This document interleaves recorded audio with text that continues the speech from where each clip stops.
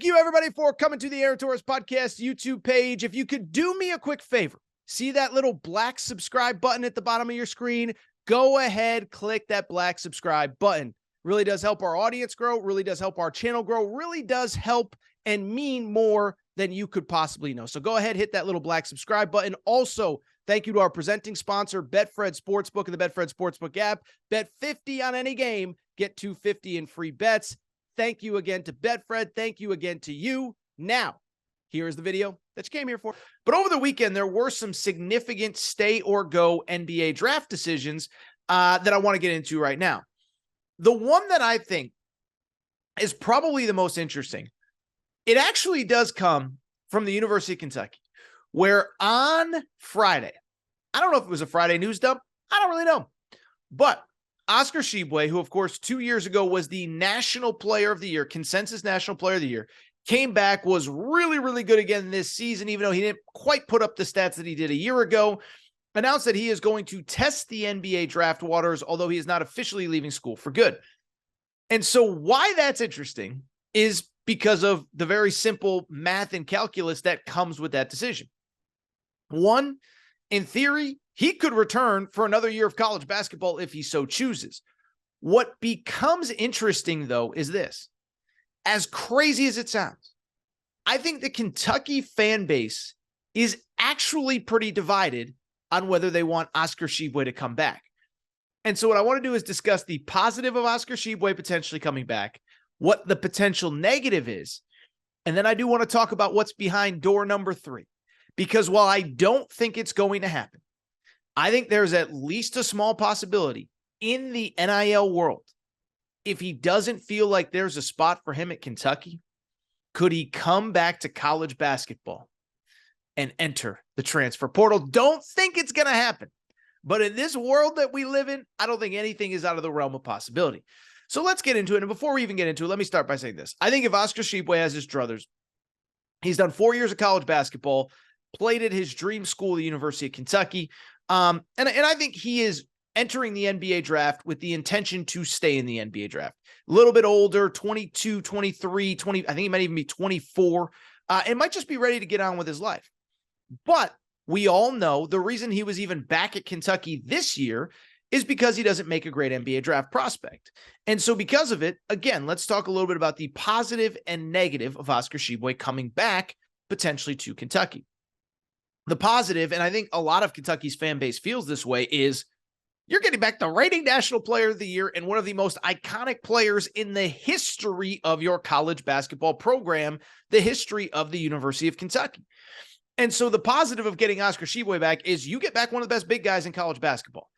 It's wild because this year was deemed as a little bit of a quote-unquote step back year for Oscar Tshiebwe.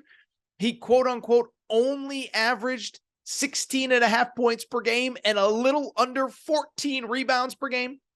But that is in comparison to what he did as I guess it would have been a true junior 2 seasons ago in the 2021-2022 season, where he averaged 17 points, 15 rebounds per game, and was again the consensus National Player of the Year. And so obviously there is a big chunk of the Kentucky fan base that is like, bring that guy back. He is 17 and 15 guaranteed. By the way, the thing that's crazy about him having a quote unquote, and if you're watching on YouTube, I am doing the air quotes, the quote unquote down year.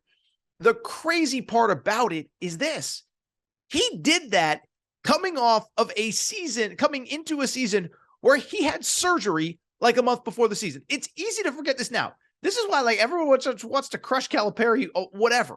It's like, dude, you had the National Player of the Year, had surgery before the season, and basically got thrown into the fire game 1 against Michigan State on opening night at the Champions Classic. And so I just bring it up to say, like, what Oscar Tshiebwe did, 16.5 points, 14 rebounds this season, and he basically had no preseason. Just had surgery, came back game 1 against Michigan State, and jumped and got thrown into the fire. And so obviously, again, I think there's a big percentage of the Kentucky fan base that is like, give me that guy back, especially with a group of really young freshmen. I think everybody knows, but Kentucky has the #1 ranked recruiting class in the country, 4 top 10 players in that class, DJ Wagner and Rob Dillingham at guard, Justin Edwards on the wing, Aaron Bradshaw, a 7-footer down low. Reed Shepard, also a McDonald's All-American, is in that mix as well. So you have 5 freshmen. I think Antonio Reeves is going to come back. And you throw Oscar in and you have the veteran kind of enforcer in the locker room that's not going to let things slip. And I do think there is something to that, right? I think it's easy to sit there and say we have this great recruiting class coming in, blah, blah, blah, blah, blah. But at the same time, you do want the vets to kind of lay out the pathway, to kind of explain this is who we are and this is how we do things. Now, Lance Ware is probably going to be back. Adu Thiero is probably going to be back. Some of these role players, but you have that star back that sets the tone for the locker room. I don't think it's the worst thing. At the same time, behind door number 2, I think there's also a pretty big part of the Kentucky fan base that says, look, we will forever be grateful for Oscar Tshiebwe. Remember, he came in after that disastrous COVID season and really just, I think, re-energized that fan base. It was a tough 2020, 2021 season. And then Oscar comes in, wins consensus National Player of the Year. And so I bring it up because I think that there's a huge part of the fan base that's like, I'll forever love that guy. One of my favorite Wildcats of all time. But at the same time, it is time for him to move on. Because on the one hand, you do have the freshman class coming in. And you do want those guys to kind of grow and mature at their own rate, with the hopes that by the end of the year, they are playing like lottery picks and Kentucky can roll out the most talented roster in college basketball next year. DJ Wagner is going to be a lottery pick. Justin Edwards is going to be a lottery pick. Aaron Bradshaw is probably going to be a lottery pick.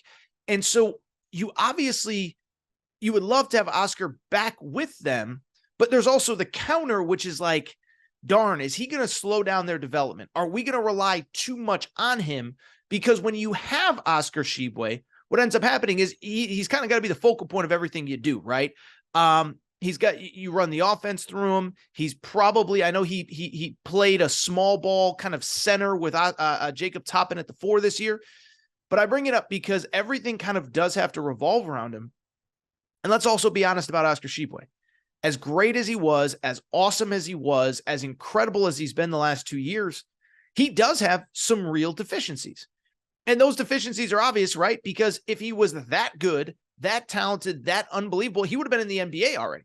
Like, the college money is good, but the NBA money is better. And so the fact that he's back for even this year shows that as good as he is, he's not a great NBA draft prospect. And so because of it, we saw it this year where, as great as he is, he had those incredible nights, 30 points, 20 boards, whatever it would be. There were also nights where he got completely played off the floor. Like, you can criticize Nate Oates for whatever you want, how he handled certain things this year. I thought it was a coaching masterclass when they played Kentucky, and literally Oscar Tshiebwe he couldn't be on the floor. They just abused him defensively.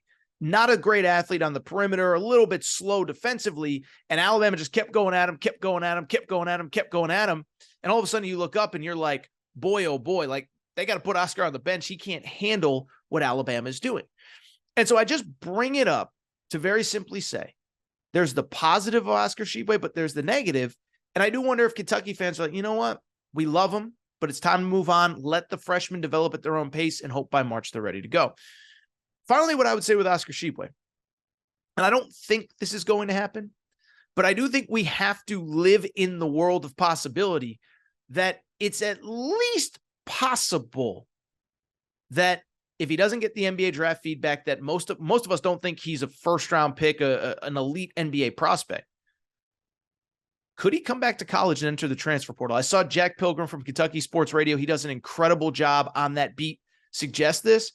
And it's kind of a fascinating reality of where we are in college basketball right now, is that you have really good college players in the NIL world. And I think this is the important part. With the COVID extra year, I think the COVID extra year is throwing everything off for everybody, because you have these seniors, you have these 4th-year guys, in some cases 5th-year guys, that are basically like, you're building next year's roster assuming that they're gone.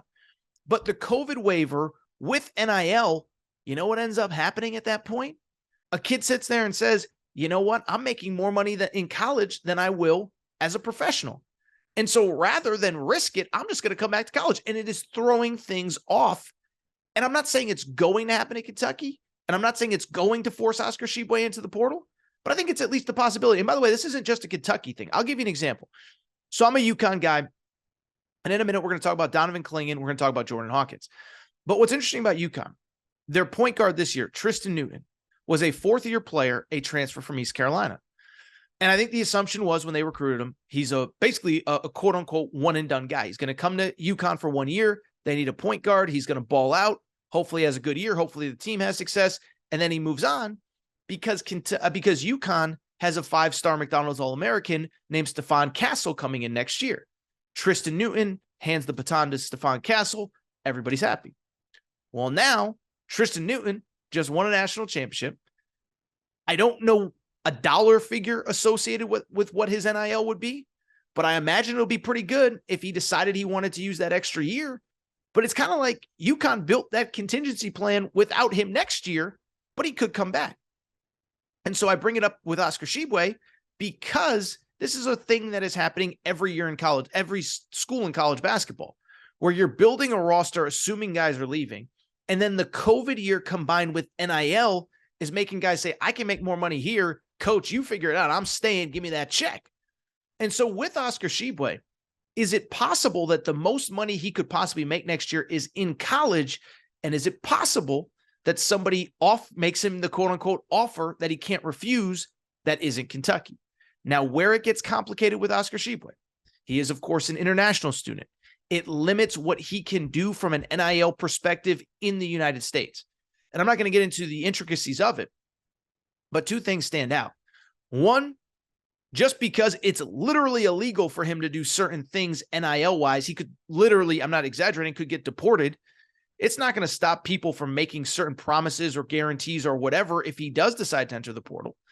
And two, there's always creative ways to get him that money, like Kentucky did this year legally when they were in the Bahamas, and they basically let him do all his NIL stuff while he was in the Bahamas. And so I just bring it up because while I don't think it's going to happen, I don't totally think it's out of the realm of possibility that Oscar Tshiebwe could return to college basketball next year for someone other than Kentucky. Now, I think Kentucky, obviously, from their perspective, they want him to move on, be a Kentucky legend, don't play in another uniform. Don't be Patrick Ewing playing in a Seattle Supersonics uniform. Don't be Akeem Olajuwon playing in a Toronto Raptors uniform. Leave college as a Kentucky Wildcat.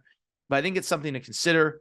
But this is something to keep an eye on as Oscar Tshiebwe is in the NBA draft. But there's no guarantee that he stays. Could he come back to Kentucky? Could he come back somewhere else?